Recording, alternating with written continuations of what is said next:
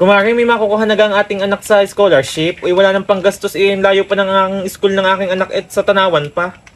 Hindi ko alam wala pa rin akong balita. Ako nga, Diyos ko, kanda kuba na sa pananahe. Ako yun namang problema pa rin sa ipababaon sa araw-araw. Yung ganun ang daming pa-project sa school, ano gang may bibigay ko doon, pagkain nga namin hindi ko maakupa. Kaya nga, iwan ko kung kailan daw yun hindi ko masabi. At gawa ng inaantay-antay ko pa nga ang aking anak kung anong balita. Saan ka napasok ang anak mo? Digat sa ABC school. Ay, di magkaklase pala ang dalawa. Oo, at sa talino ng anak ko, imposibleng hindi yun makakasali sa kaning scholarship na yan.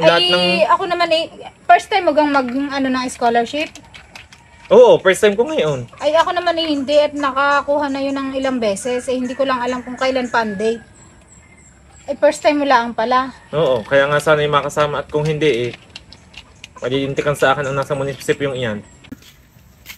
Kuya, saan ang bahay ni Olga at saka ni Ingkang Tadya? Dito. Parang galit ka pa kuya. Salamat. Uy, yun natin sa scholarship. Ay, yun na nga. Sabi natin kila mami. Tara. Mami! Ano ba? Ano ba ito? Dalawang ito magkakautasan sa pagtakbo. Mami, nandiyan na yung sa scholarship namin. Narinig namin doon Ayun, magkakapira tayo, Diyos ko, kumain. Nanay, tatay, gusto kong scholarship. Nanay, lagot kayo saan pag kayo hindi nakasama ang tataas ang grade mo, ha? Paano nalaman na nandiyan? Narinig ko, nandiyan na yata yung taga Di dadating na yun. Hintayin na lang natin. Ayan na, mami. Saan po ang bahay ni Ingkang Tadya at saka ni Are you Olga? si Ingkang Tadya? Ako si Si Olga Olga. po. Ako. Magandang hapon po. Ako po yung taga-munisipyo. May iba, lang po ako sa inyo. Kanino pong anak si Bentong at kanino din pong anak si Taguro? Anak ko si Bentong. Ako si Taguro. Bakit kasi nung kang kasali sa scholarship at talagang wala na kaming mapiga din sa aming bahay? Si Taguro po. Kanino nga po ulit? Sa iyo? Sa akin.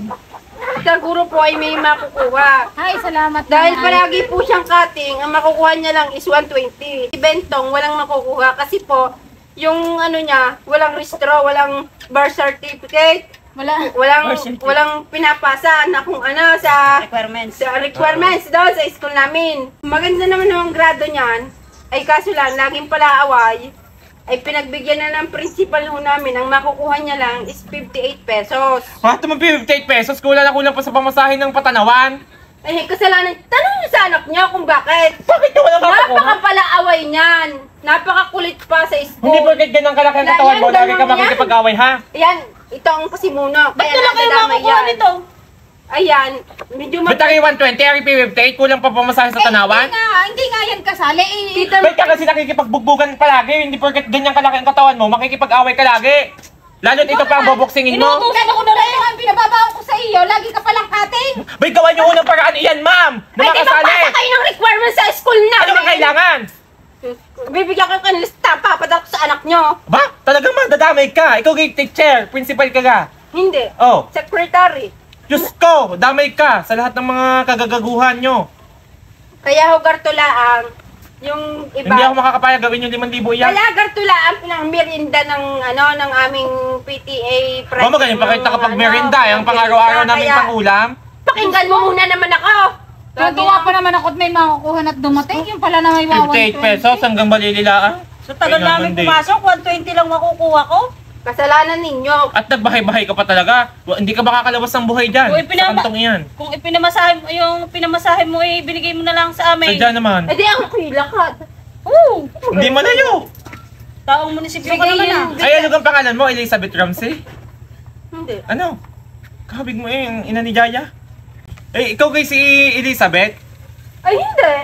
Ako si Poker Face. Bakit? Yung tatrabaho sa munisipyo? Oo. Diyos ko, hindi naman malayong ikaw nga si Poker Face pagka ganyan pagmumukha mo.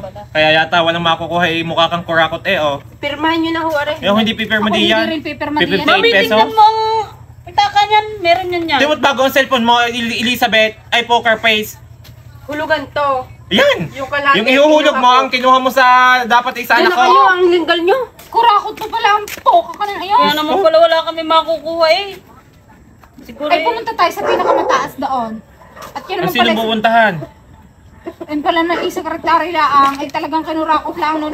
Hindi malayo, di papa... Nung una nakuha ng anak ko ay 3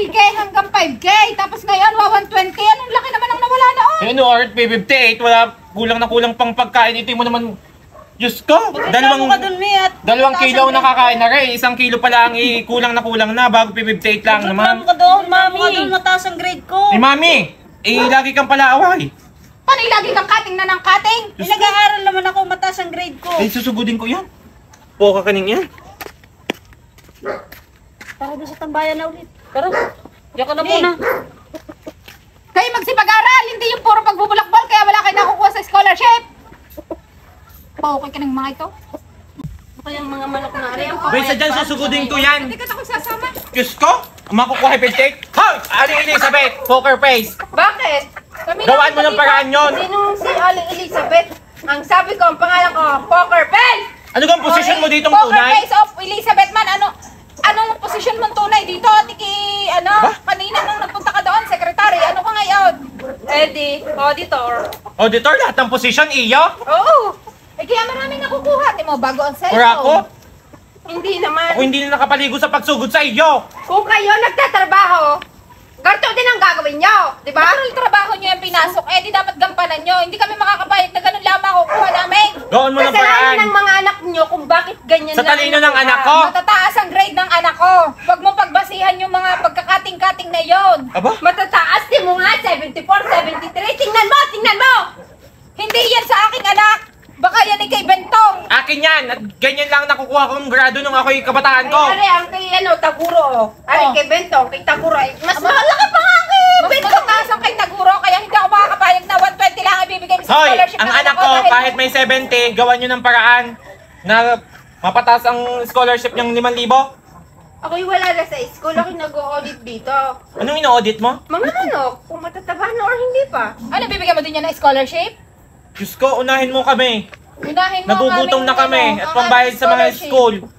Tuition. Kailangan namin yun. Hindi kami makakapayag. Ang ABC Mag-enroll kami school, sa mataas. ang ABC school ay hindi pa din kami makabayad sa tuition doon.